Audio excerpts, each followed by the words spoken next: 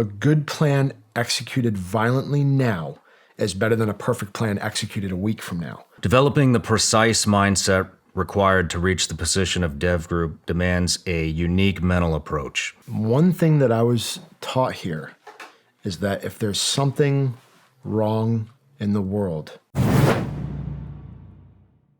I have a patron on my Patreon he has been waiting for this interview for a very, very long time. He goes by Moose. Moose. And so I'm just going to read his question. Developing the precise mindset required to reach the position of dev group demands a unique mental approach. How challenging did you find it to adopt that mission-focused, perfectionist attitude into your life post-active duty?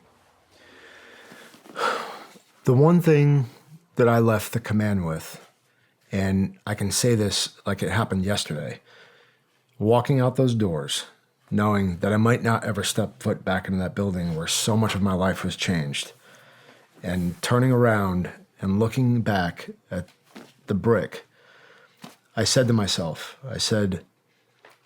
one thing that I was taught here is that if there's something wrong in the world, or if there's something wrong in the team, or if there's something wrong with a department, or if there's something wrong at period, general, end of story, it will not change unless I do something about it. And it's true for every aspect of our life, is that we have to take ownership for the things that we're seeing and that we're identifying that need to be fixed. And if we don't step up and we are not the ones, we should not expect it to change. And I think that that's the major thing that I left with, knowing that at every turn, being an entrepreneur, being a father, being a husband, interacting with people in our culture, recognizing the issues politically that we were dealing with, I was very quickly recognizing that if I don't do something about it, it's not going to change.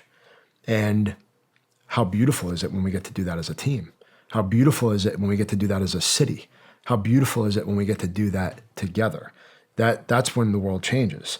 But it starts with us. And that's one of the biggest things from a mindset perspective that I walked away with, knowing that I was the guy.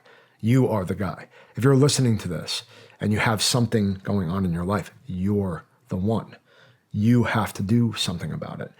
And when we take action, the world around us starts to change. And when we don't, nothing changes.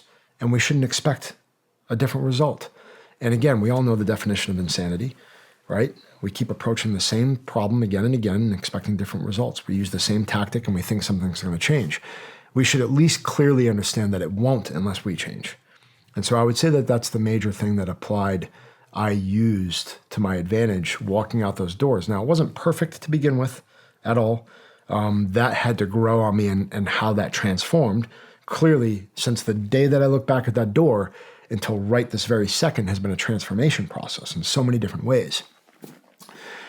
But I'll leave it at that because I'm sure we're going to get into a lot of this stuff. But the other aspect that I think was probably equally as important and that enhances that idea is that my favorite quote, at least in a combat perspective, was by George Patton, and that's, "A good plan executed violently now is better than a perfect plan executed a week from now." So I knew that I couldn't overthink the idea of what was going to happen. I couldn't overthink walking through the door. I couldn't overthink the project that I had to lead. I couldn't overthink the trip I had to set up. You just got to get going. And sometimes it literally happens in a second or it happens within a period of hours.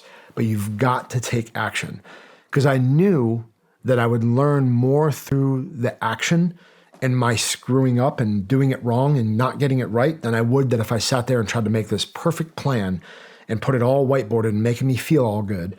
Because today, what does everybody do? They overanalyze everything. Everybody puts themselves in a state of paralysis. They don't actually lift a finger. Everybody's looking at their watch, making sure they've got this is reading the way it's supposed to, instead of actually doing what they know is right, using their heart to know what they know is right. So for me, that quote, I think probably saved my life. I think that quote probably saved the lives of the guys around me.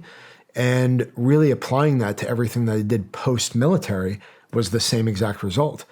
Go fast now as hard as I possibly can. I'll figure it out on the fly. And I'll end that in saying there's also, I think, some cons that come along with that mindset that I don't want to miss. And I don't want to just leave on the table as like, oh, that's going to be your best quote. Go ahead and do it.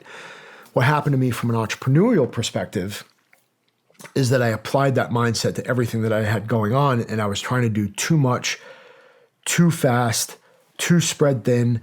And I always equate it to like when you're on a boat, you know, when you slow down on the boat and the big wave comes and hits the transom and it follows up on you.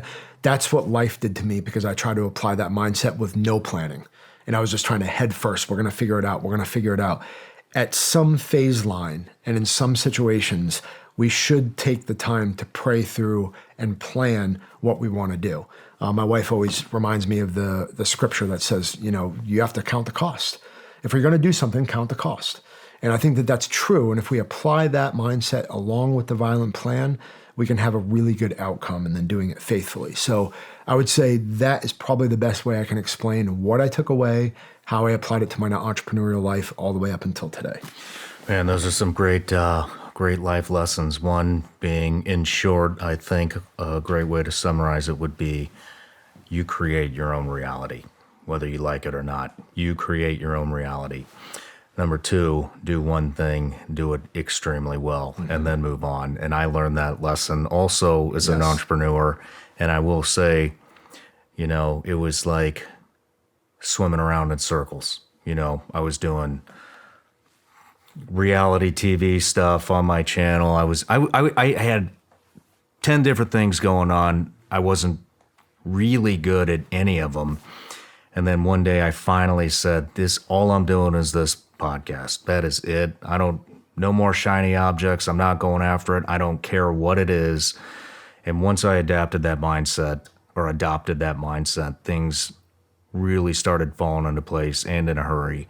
And so great advice, Dom. I think that that's absolutely true because I was telling you earlier, the book, The 4-Hour Workweek, I mean, I literally read that as I was transitioning out. And I would tell you, you know, there's a lot of things that I look back in my life, I'm like, okay, I wouldn't change a thing. But for the purposes of this example, I think I would go back and burn that book. Like literally light it on fire. Tim Ferriss jacked me all up. Like, because I had this mindset that I was just going to go delegate all the things that I was increasing in. So as soon as I got good at something, then it was time to pass it off to do more, right? And it was a disease. It's a virus. And I'm not doing what you just explained, and that was become the best at this. Know how to explain it, teach it, live it, do it with your eyes closed before anything changes.